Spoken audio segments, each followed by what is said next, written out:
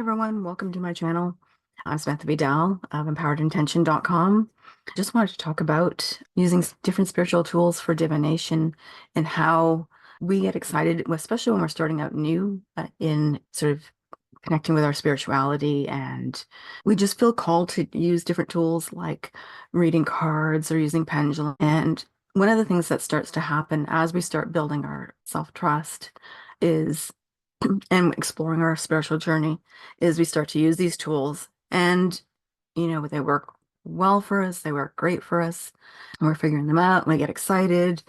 But then at some point we start to abuse the tools, and we're using them for everything, every single question, and we're not able to trust our intuition on its own anymore. And so we start to abuse those tools. And so what quite often happens is they stop working for us and the answers will get muddled.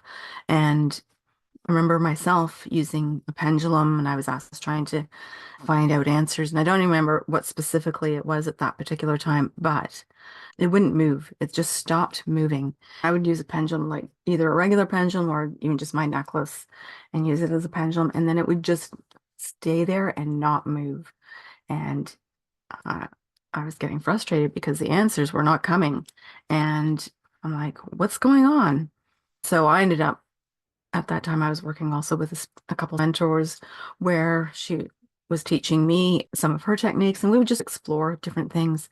And so I asked her, so why is it not working? So she tuned in herself as well and said, because you already know the answers, so you don't need to use this anymore, or at least not for a while. You need to start trusting your own intuition and just put some of the tools down for a while and just really go intuitively and learn to trust that voice. So if you've been struggling with that and the tools are not working for you, take a break and just tune in, do some meditation, journal, so that you're starting to really tap into your own intuition again and building that self-trust. You'll also find, even with the cards, the answers will be the same thing over and over again. And I'll be like, oh, come on, you know this.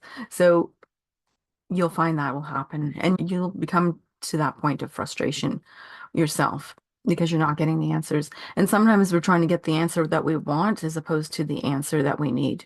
So do be aware of that. And when that's happening, do step away for a while.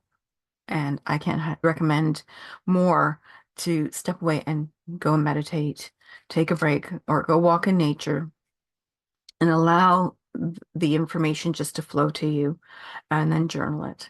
So maybe take a journal with you and go sit by a tree or by some water, and start learning to build that self-trust so that you don't need the tools as often.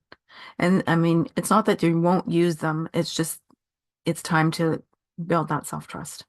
So do play with them, and with respect for the tools as well.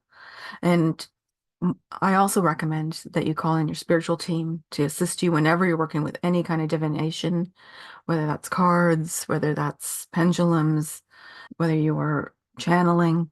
Always call in your spirit team for assistance for clearing and protecting your energy. And also sometimes the other thing is too, when you're using some of those tools, they will become muddled as well. So it is important to clear your tools.